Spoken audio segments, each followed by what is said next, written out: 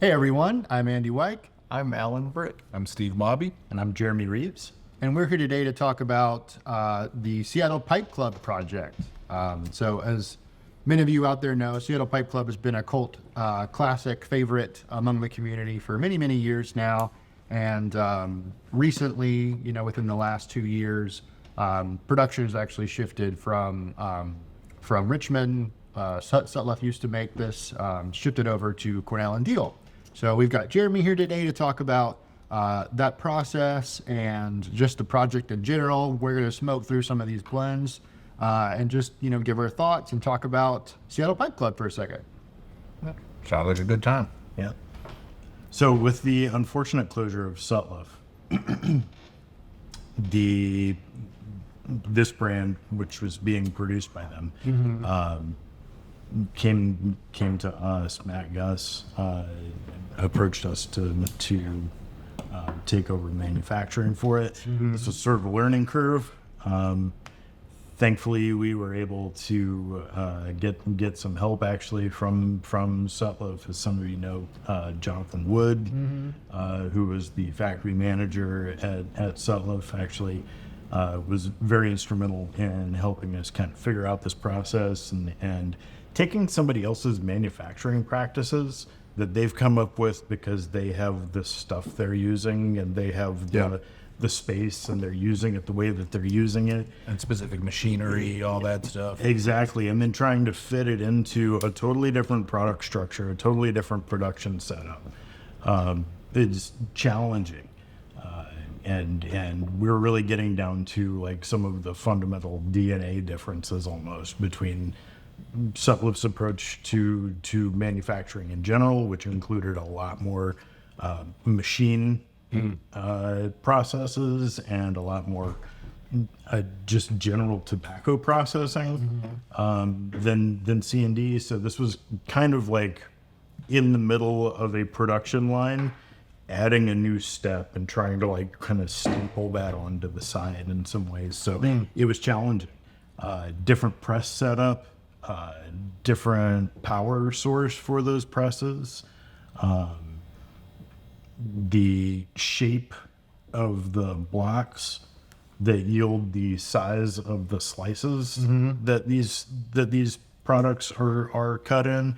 All of that required different machinery. All of it required different sort of approach to pressing and cutting and things. And then also the blending components were also a learning curve there. So, but it was fun. It was interesting. It was neat to kind of be able to see.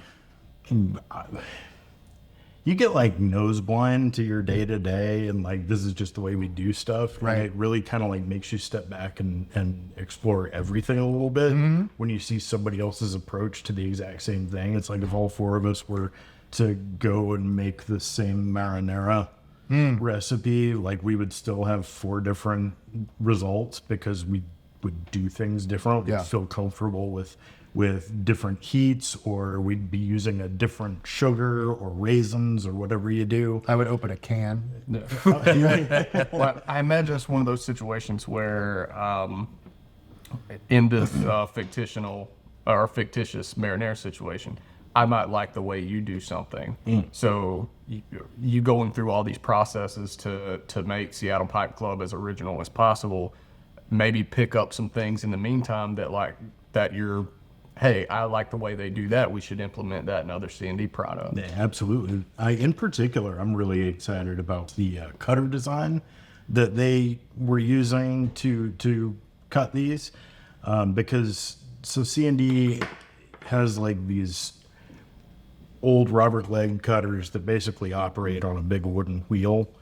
That is the heart of the machine, and the mechanism that turns that wheel is what acts as your conveyor belt pulling product towards the blade.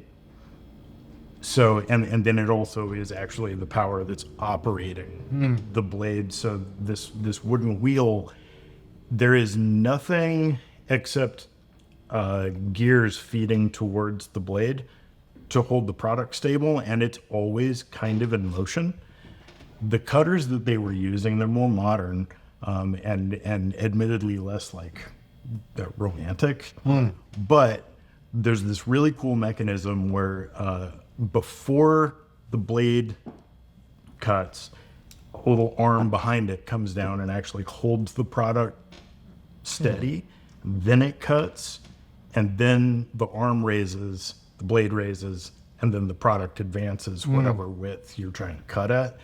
And it yields a much more like structurally stable product, which we've also found works really well on our flakes, where like that curvature and the blade coming down, but it's all on a curve, always gave us that like the classic sort of C&D slice.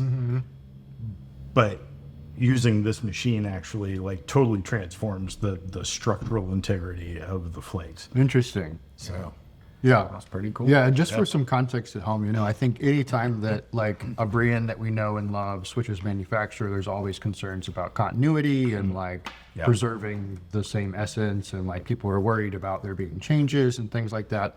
What I think is really interesting about this product is that it's all the same. Like it's just, you know, we're using all of the same machinery, like all the recipes. I mean, it's exactly as what you would expect from Sutliff, but made by Cornell Diehl, which I think is really cool. I was just going to compliment how I don't know if I could have a 5-year-old tin of this and this fresh tin, and just from the cut, know that it was made differently. And what are you smoking, Alan? Just to let everybody know. I'm smoking Hogshead, which is my personal favorite in the Seattle Pipe Club portfolio.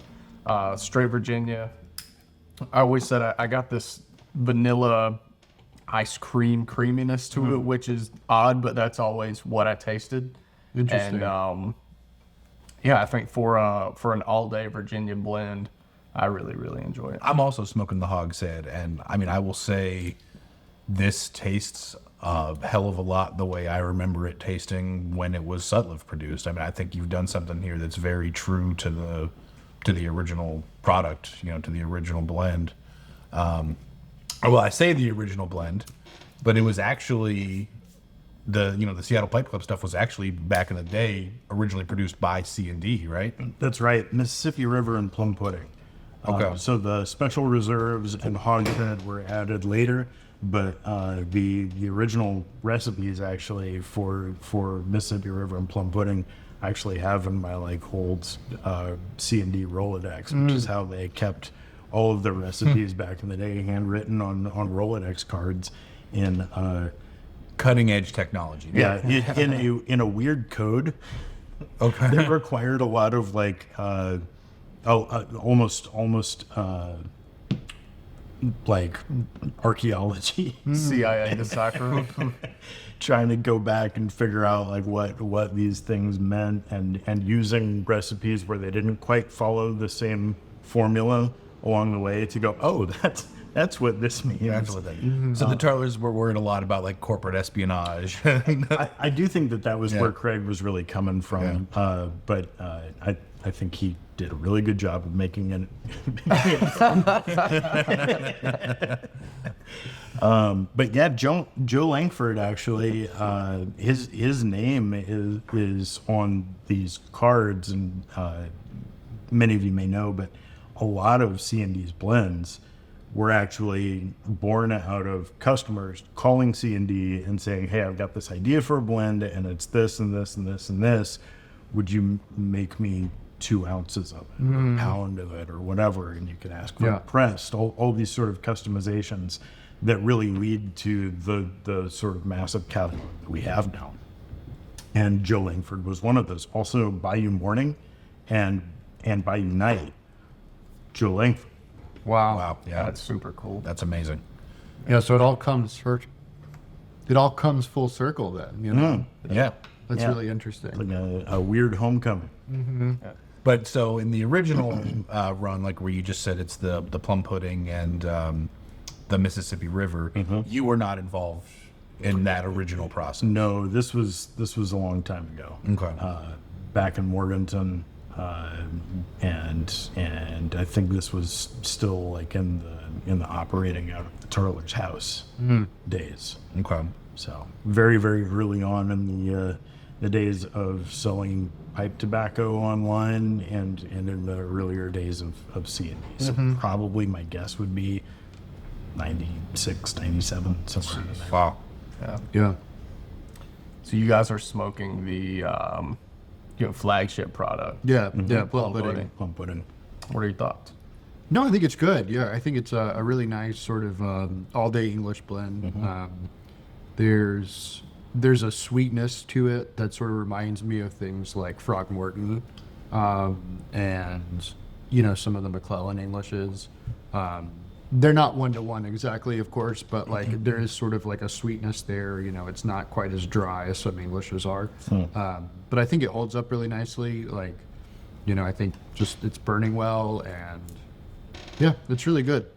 Yeah, I think plum pudding is like an interesting product. It's it's sort of the flagship, but it's also like one of the first blends that Joe actually made for the club. I mean, Joe is, as you sort of mentioned, like, connected with the Tartlers and stuff like this, and always sort of like home blending his own little recipes and things like that. And so the folks of the Seattle Pipe Club just were kind of like, Joey, like you should, you should blend something for the club, and he was like kind of resistant to that from what I remember. He never really wanted to just, like, he was a very humble guy, right? Like he was like, I'm doing this for myself and my friends, for my community. Like, I'm happy to share the cool little experiments that I'm coming up with. And, but of course he shared plum pudding and everyone was like, Jesus, Joe, like this is super good. We have to share this with everyone, All of a sudden he had a lot more friends. Yeah, I had a lot more friends, and I think that's the cool thing too, is that like we can smoke plum pudding or Mississippi River and we can see, like, I don't know, it's like a bit of Joe, right? Like it's like his mind, like his creative process and like just like what he was going for, and we get to experience that today, years after he's passed, so that's cool. But yeah, plum pudding is a really good blend. Yeah, just to touch on that for a second, I tend to be a sentimental guy. Yeah, I would say so. And I would say so. yeah, I think it's really a service to Joe Langford's legacy that pipe smokers worldwide can smoke plum pudding and have a little piece of him, and Cornell and Diehl being able to continue that. I feel really honored to be here and be a almost nothing part of it, but some part of it. Almost. Just the tiniest of pieces. Yeah. Meaning, like, I might walk in Cornell and Diehl every now and then. Just, sniffing a jug of the Mad Fiddler topping, and Yeah. that's Still just smells good. yeah. We Still find that smells guy back good. there in C&D every now and then. But no, I think that's an excellent point, and that's one thing that I think C&D and just kind of Laudeezy more broadly does very well, is like stewarding the history. There's been a lot of projects where we've, in one form or another, whether it's Peterson Pipes, C&D, just things that we do at Smoking Pipes, where we're taking on things that have a lot of historical context that maybe wouldn't have a home otherwise and would kind of fall by the wayside.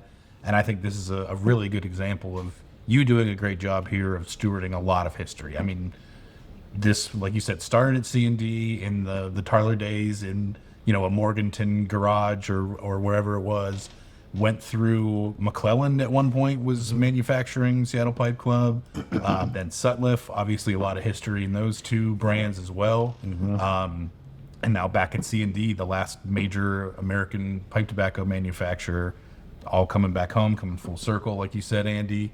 Just a ton of history here in these pipes, and I think you guys are doing an awesome job of keeping that going. Thank you. From what I'm tasting here in this pipe, anyway. Definitely, we had a lot of help from Jonathan, who's been a huge help all over the place. It's been really cool to kind of just be another set of hands in that long line of hands that kept these products going. So, thank you. Yeah, it's a culture of continuity, right? It is. Yeah. Yep. That's cool. So yeah, I mean, also in the line there's Mississippi River. Yes. Which is another Joe Langford blend. That one's really cool, actually. So I was talking with Matt Gus one time, and he was telling me how Mississippi River came about, and it's really cool actually because it sort of mirrors like a lot of the creative processes that I read about and stuff. Like, think about like Dali and even Einstein sort of like catching that like right after a dream sort of creative hit. So yeah, the like recipe for Mississippi River actually came to Joe in a dream. Oh, wow. So he was just like falling asleep one night, and he was like, just sort of in your head, like it sort of popped in, like, what if I did this and this and this? And then the next morning, or he like woke up and he wrote it down on like a little journal, and then the next morning he like blended it and shared it with the Seattle Pipe Club guys, and they were like, oh my God, like this is crazy, But yeah, I think it's really interesting how like that like the dream state, sort of inspires a lot of artists and things. That's very cool. I mean, I wish my dreams were anywhere near that productive. Like, Yeah. I wake up in the middle of the night and like write notes frantically, and then wake up in the morning and it's just like bird internet or just something, like some gibberish, or like You don't want to know what or I'm like dreaming you should about. cook ribs in the morning. Like, oh, good thing I thought of that in the middle of the night. Yeah. I wish that my brain worked that way. Yeah, I also have had that experience of like, you think lightning struck, and then it's like, what was I talking about? Yeah. I would love to dream about tobacco. Yeah. I never dream about tobacco. Yeah, that's surprising. I figured that you would have like tobacco dreams pretty much nightly. Me too. That makes me really sad. I don't dream most nights. There's nothing. That's sad. You need some dreams, Alan. You probably do, you just don't recall it. It feels like I just slowly fall into an endless void, man. Most nights. Aren't we all? You okay, man? So, if you were someone who was just kind of getting started with Seattle Pipe Club, wanted to explore a little bit, where would you direct someone like that? So I think going with sort of the original blends makes the most sense, because you can kind of see the progression of the whole brand. So Plum Pudding and Mississippi River, I forget which came first. I think it might actually have been Mississippi River and then Plum Pudding. Okay. But either of these are going to be good introductions to sort of there's like this smoky, tangy, kind of flavor tension that I think you find through the whole line. I think that was something that really struck Joe, and so you can see it kind of carried through in everything else that he did. Starting with Mississippi River or Plum Pudding, also it's interesting. These are basically the same components, but inverted in terms of their proportion in the blend. So Mississippi River is much more Virginia forward, with hints of Latakia, Perique, and Black Cavendish, whereas Plum Pudding is heavier in Latakia and Perique, and the Virginia kind of takes a back note. So then these are also offered in 8-ounce tins, and then we have the special reserves, which are offered in an aged cake, and then we have Hogshead, which is a pure Virginia blend and is just mellow and fruity and sweet and sort of classic Virginia flavor profile. We also do barrel aged version of Mississippi River and Plum Pudding, and those are. It's another interesting process. We had to kind of figure out how to get tobacco pressed down into a barrel when we're not set up like 31 Farms is. Yeah. So it's aged. Each of the blends are aged in a barrel for 30 days. These are fresh dumped, so the single use whiskey barrel for Plum Pudding, or rum barrel for Mississippi River. And I think this is another cool thing. C&D has just not dealt in barrel aging blends. So figuring out that process, and I look forward to hopefully we implement that at C&D with some C&D blends. Barrel aged Mad Fiddler. just to pick a random blend. Just a random one that I think would benefit greatly from barrel aging. Yeah. We can get you a barrel. Yeah, there's Alan's dreams right there. Yeah. But I think just overall, it speaks to just how hard the folks at C&D tried to make this as close as the original product that people know and love, which it's a labor of love. Well, Jeremy, thank you so much for joining us and talking about sort of, Cornell and Diehl's expressions of these cult classic blends. Thanks to, Matt Gus and the Seattle Pipe Club as well for working with, Laudisi and C&D on just continuing this project. I know like we collectively as Laudisi are really excited that we can keep this going. And that, the customers who love plum pudding can keep loving plum pudding for many years. So, well, yeah, thanks so much, guys, for watching. Be sure to drop us a comment and let us know what your favorite Seattle Pipe Club blend is. And if you've tried some of the C&D stuff yet. And yeah, we'll see you next time. Thanks so much. Thanks, guys. Thanks, guys.